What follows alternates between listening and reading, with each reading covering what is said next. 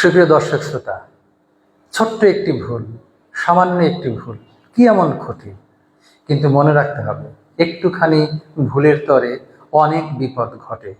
এই যে যেমন দেখুন, একটি বানানে হ্রস্বকার এবং দীর্ঘকার, আমরা হরহামেশা এই শব্দটি ব্যবহার করি এবং এই শব্দটির ভুল ব্যবহার করি অনেকে শুদ্ধ ব্যবহারও করছেন, কিন্তু ভুল ব্যবহারকারীর সংখ্যা পরিমাণে অনেক বেশি। সঙ্গত কারণেই আজকে এটি আমাদের আলোচনার বিষয়। লক্ষ্য করুন, এই বানানটিতে আমরা লিখেছি দূর হ্রস্বকার, এই বানানটিতে আমরা লিখেছি দূর দীর্ঘকার। এখন প্রশ্ন, কোন শব্দের বানানে আমরা হ্রস্বকার দিয়ে দূর লিখব আর কোন শব্দের বানানে আমরা দীর্ঘকার দিয়ে দূর লিখব? সুপ্রিয় দর্শক শ্রোতা, প্রথমেই আমরা জেনে নিই এই দুটো শব্দের আসলে অর্থ কি। এই দূর দিয়ে কি বোঝায়, এই দূর দিয়ে কি বোঝায়? প্রথমত আমরা আসি দয় হ্রস্বকার আর দূর। এই দূরকে আমরা উপসর্গ বলতে পারি, শব্দের আগে যুক্ত হয়ে সে নেতিবাচক অর্থ প্রকাশ করে। যেমন ধরুন নীতি, কিন্তু তার আগে দূর লাগিয়ে দিলে তাহলে দুর্নীতি। সেজন্য এটাকে আমরা ধরে নিচ্ছি নেতিবাচক অর্থে ব্যবহৃত হয় বা নেতিবাচক অর্থ প্রকাশ করে। আমরা লিখে রাখলাম নেতিবাচক অর্থে, অর্থাৎ নেতিবাচক অর্থে এটি যুক্ত হয়। আর এই দূর দীর্ঘকার, এটি হলো স্থানের দূরত্ব, এক স্থান থেকে আর এক স্থানের দূরত্ব কত সেটা বোঝাতে এই দূর কিন্তু ব্যবহার করি আমরা। সুতরাং একটি হলো আমাদের নেতিবাচক অর্থে দয় হ্রস্বকার, আর একটি হলো স্থানের দূরত্ব, সেটি হচ্ছে দয় দীর্ঘকার। প্রথমেই আপনারা মনে রাখুন এই দুটো শব্দের সুস্পষ্ট আলাদা অর্থ।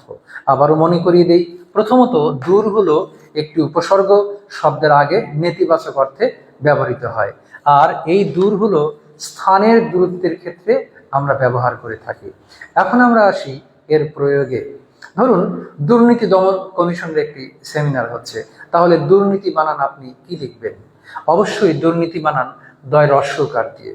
যদি আপনি হ্রস্বকারের পরিবর্তে এরকম দীর্ঘকার দিয়ে দেন, দীর্ঘকার দিয়ে এরকম দুর্নীতি লিখে দেন, তাহলে হয়ে যাবে দূরের নীতি, যে নীতিটা অনেক দূরে থাকে।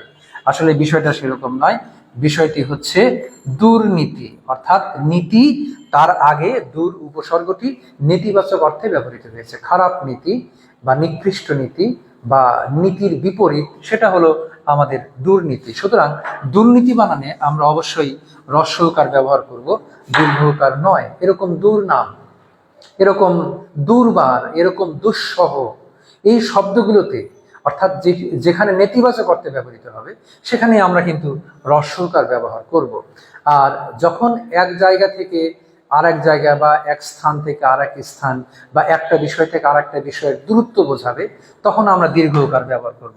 যেমন ধরুন আমরা লিখলাম যে মতিঝিল থেকে আপনার মিরপুর এত কিলোমিটার দূরে, সেই দূরে আমরা কিন্তু দীর্ঘকার ব্যবহার করব। অথবা ঢাকা থেকে রাজশাহীর দূরত্ব এত কিলোমিটার, সেই ক্ষেত্রে দূরত্ব আমরা কিন্তু দীর্ঘকার ব্যবহার করব।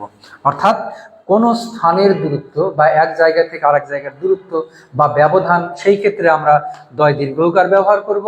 আর নেতিবাচক অর্থে সেক্ষেত্রে আমরা হ্রস্বকার ব্যবহার করব। উদাহরণ, ওই যে দুর্নাম, দুর্নীতি, সর্বনাম, দুর্নাম, দুর্নীতি, তারপরে দুর্বিনীত, দুঃসহ, এগুলো সবগুলোতেই আমরা হ্রস্বকার ব্যবহার করব।